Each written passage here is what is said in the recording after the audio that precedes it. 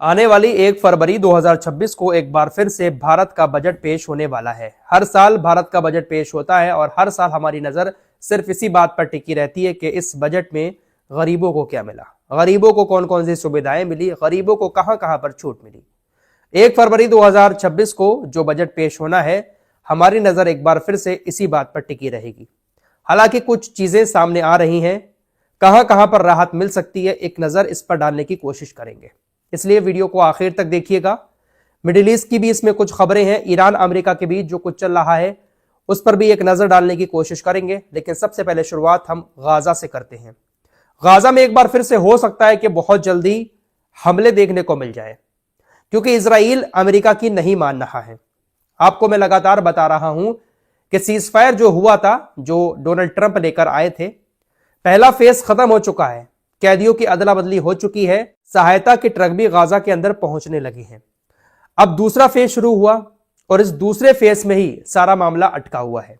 Donald Trump ने जो plan बनाया था उसके मुताबिक जब दूसरा फेज शुरू होगा तो हमास अपने सभी हथियारों को डाल देगा।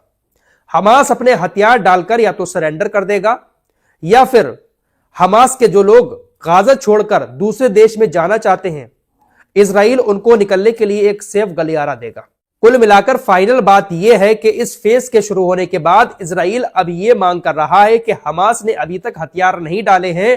डोनाल्ड ट्रंप ने जो प्लान बनाया था उसके मुताबिक हमास को अब हथियार डालने के लिए मजबूर किया जाए, क्योंकि कैदियों की अदला बदली अब खत्म हो चुकी है। जो पहला फेज था सीजफायर का वो खत्म हो चुका है। अब सभी को इस बात की तरफ ध्यान देना चाहिए कि हमास जल्द से जल्द अपने हथियार डाले। नेतन्याहू ने साफ कर दिया है कि कोई गाजा का पुनर्निर्माण नहीं होगा, गाजा को फिर से नहीं बसाया जाएगा, कोई नई शुरुआत नहीं होगी।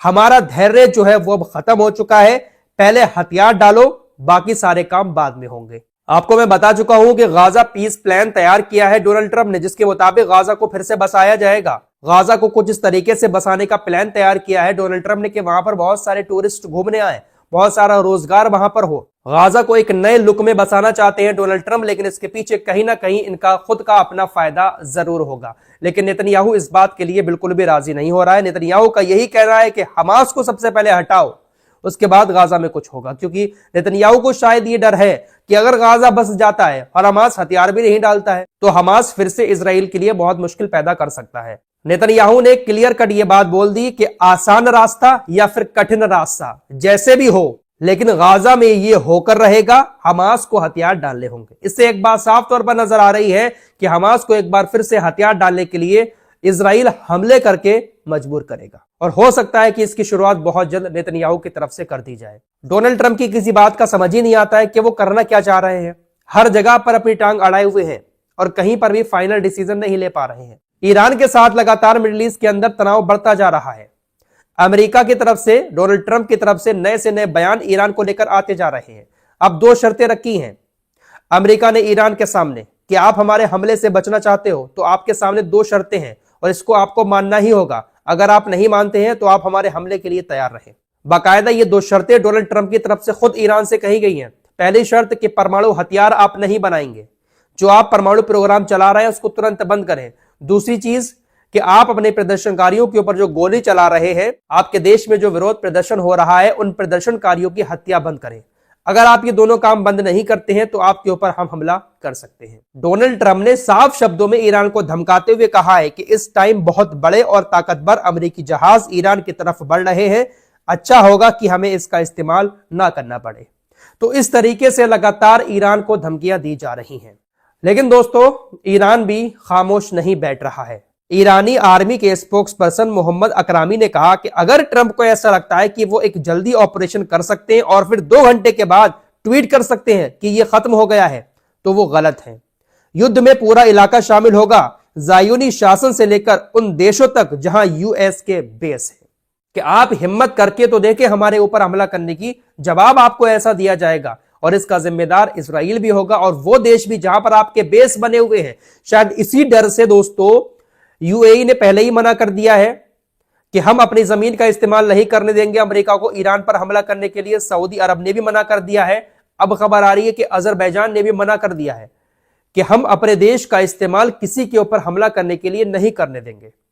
खासकर ईरान के ऊपर अगर अमेरिका हमला करेगा, हमारे एयर स्पेस का इस्तेमाल करके, तो हम ऐसा नहीं करने देंगे। इसी बात को लेकर ईरान की तरफ से भी ये कहा गया है कि कई सारे देश हैं जो इलाके में युद्ध को टालना चाहते हैं, लेकिन इसमें से कोई यूरोपीय देश नहीं है। पूरा यूरोप जो है युद्ध को हवा दे रहा है, एक्टिव है कि कैसे भी करके इस इलाके में युद्ध छिड़े।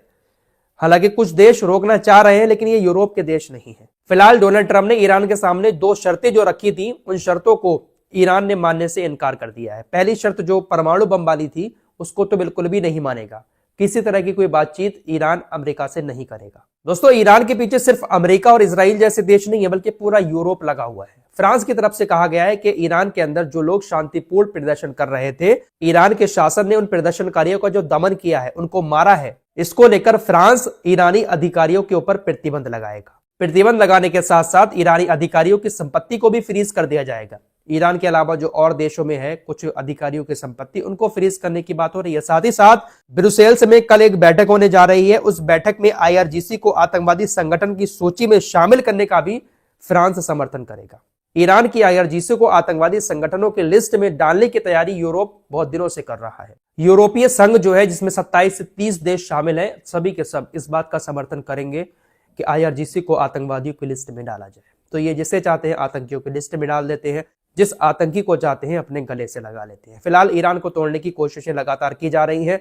आपको मालूम ही है कि ईरान ने इंटरनेट बंद कर दिया है, क्योंकि इंटरनेट की सहायता से मोसाद के जो एजेंट हैं वो काफी अपना काम कर रहे थे और ऑपरेशन चला रहे थे। फिलहाल बहुत सारे इलाकों में इंटरनेट अभी भी बंद है। अब ऐसे में एलन मस्क पहुंच गए हैं, स्टारलिंक की सेवा दे रहे हैं, लेकिन स्टारलिंक के इंटरनेट को इस्तेमाल करने के लिए एक डिवाइस लगाई जाती है। भले ही एलन मस्क की स्टारलिंक कंपनी ऊपर सैटेलाइट से इंटरनेट के सिग्नल देती है, लेकिन इंटरनेट चलाने के लिए एक बॉक्स की जरूरत पड़ती है, एक डिवाइस चाहिए होती है।